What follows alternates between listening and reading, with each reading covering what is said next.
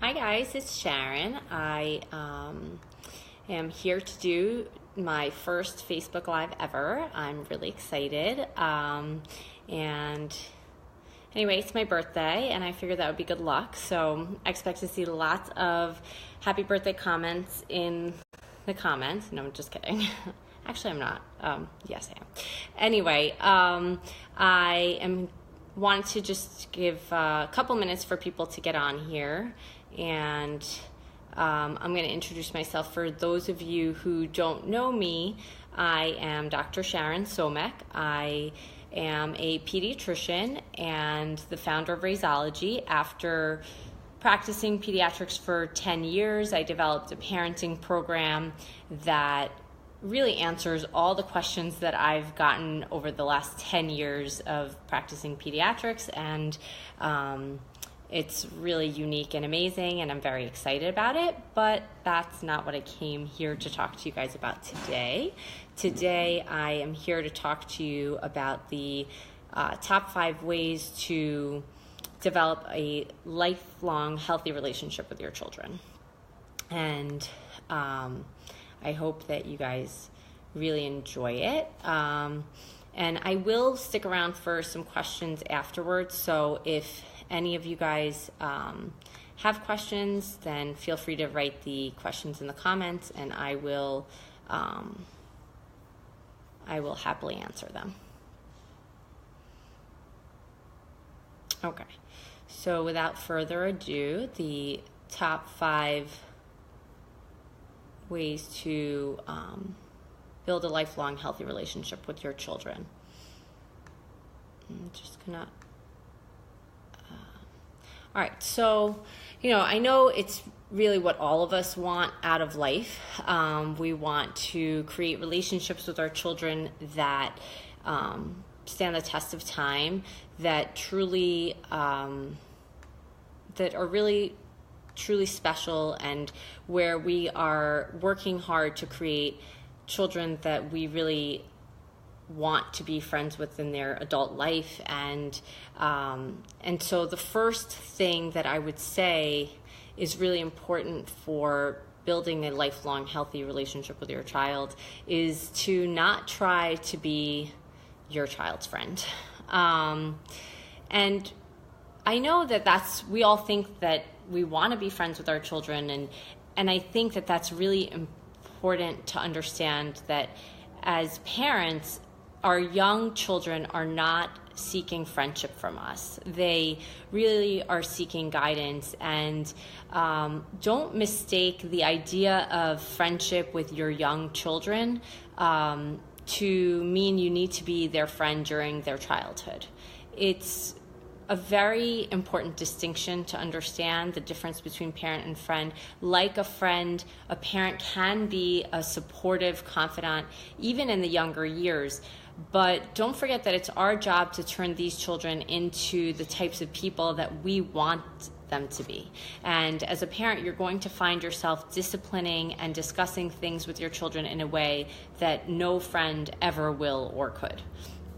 Your role as a parent is to be lovingly critical and to support your child's emotional and physical growth from the point of view of the person that's responsible for what type of adult you will one day see in front of you. The second thing I think is really important is to show your children love. Of course, we all love our children. I think you wouldn't be here listening to this today if you didn't love them. But knowing you love your children and making sure that your children feel that you love them are two very different things.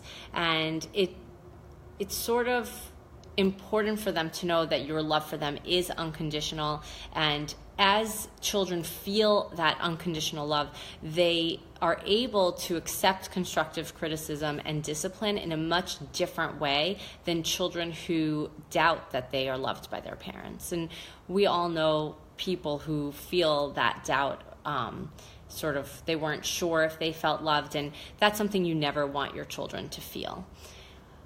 The third important thing is to create very clear boundaries and to enforce them. So this is where I think most parents have the most difficulty. We all know it's important, and most parents that I work with will say that I know I need to do this, but it's just really hard for me to do. And that's why we need the support of other parents and really to understand the reason that this is important. And creating boundaries for a child is how they learn how to behave in this world.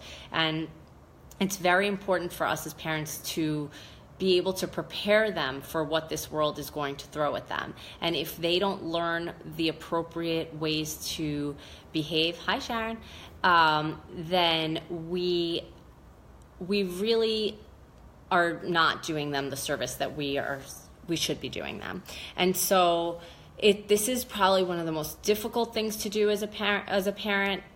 Creating boundaries is challenging. It's sometimes hard to know what is appropriate to have as a boundary and what isn't, but harder, I think, than creating boundaries is actually enforcing them.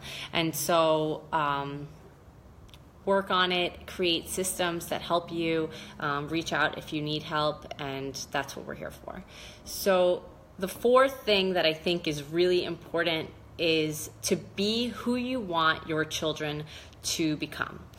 Our children are watching our every move. Imagine that all of your actions are being recorded on video. How would you behave? And when your kids are around, that's what it is like. They remember everything that we do. And our actions speak way louder than our words. We can tell them how we want them to behave from today to tomorrow. But if we don't behave in that way, it doesn't stick. Of course, we all want our children to become better versions of ourselves, but what I've really learned is that as we become better versions of ourselves, the message becomes crystal clear to them and has infinitely more power to it. And then the fifth thing that I think is really important to creating a lifelong healthy relationship with your kids is to forgive your mistakes and to forgive the mistakes of your children. Hi, Wynn.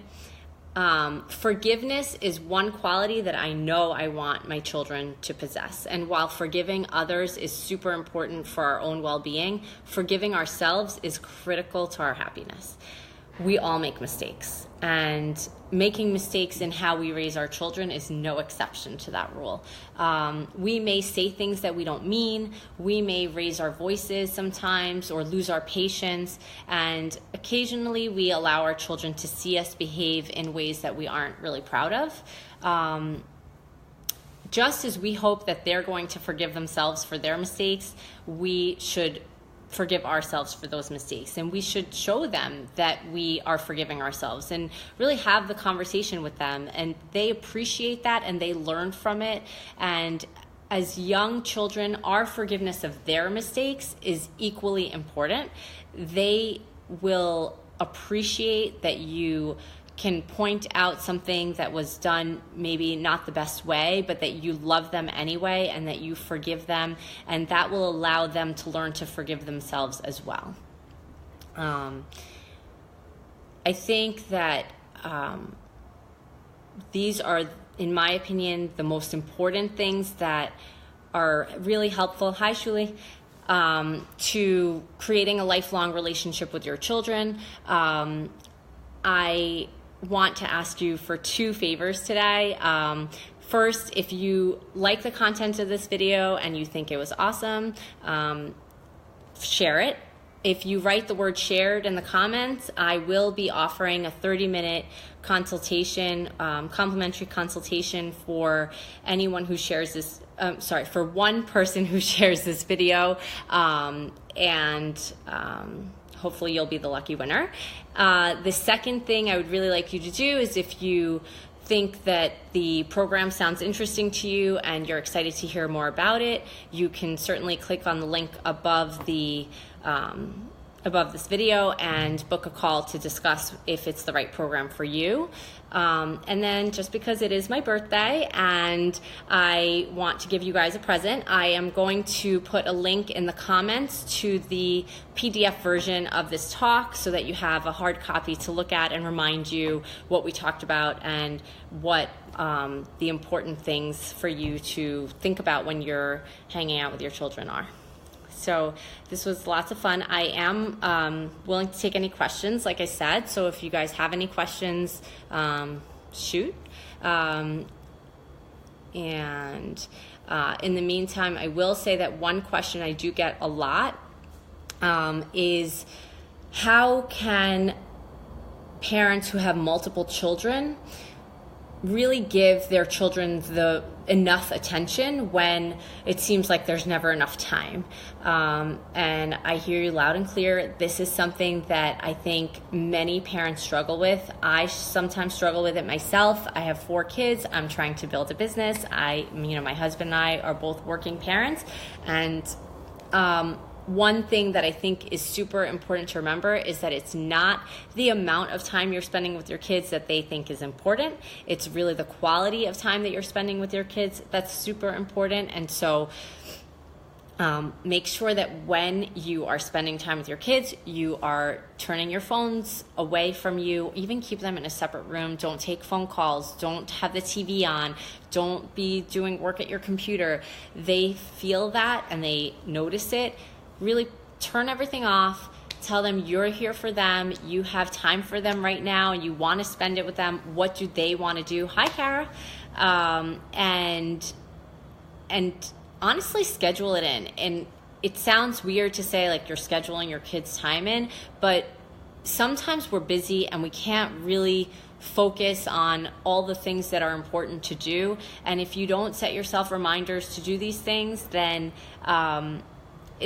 it just doesn't get done. And I'm sure that you can think of weeks that, you just really didn't give the time you wanted to give.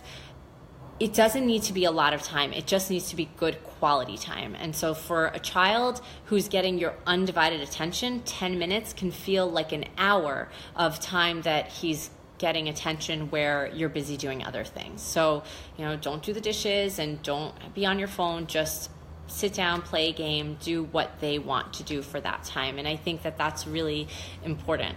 Another question I get a lot from parents of toddlers has to do with potty training and the timing of potty training.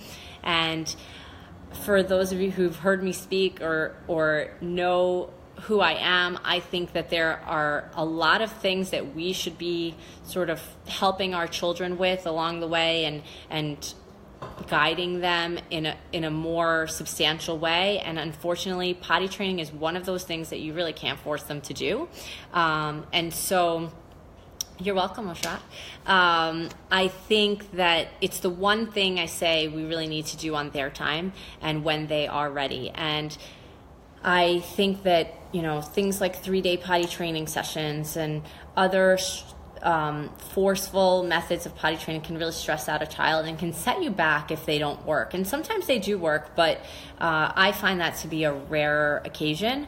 If your child is showing readiness for potty training, so they know when they are going or they are feeling, they're asking to go, I think that's awesome. And then, yes, you should definitely teach and show and, be present in that learning process, but don't force it. Encourage it, reward if they go, and if they have a successful event, make a big deal out of it.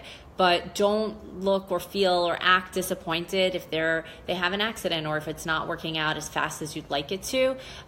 It will happen. I'm telling you, they're not going to walk down the aisle in diapers, So I hope that this was interesting for you guys and useful information for you guys, and please share it. And like I said, one person who writes that they shared it in the comments will definitely have a free 30-minute consultation with me. And if you want to hear more about the program, click the link to book a call and we can chat. Have a great day, and thanks for listening.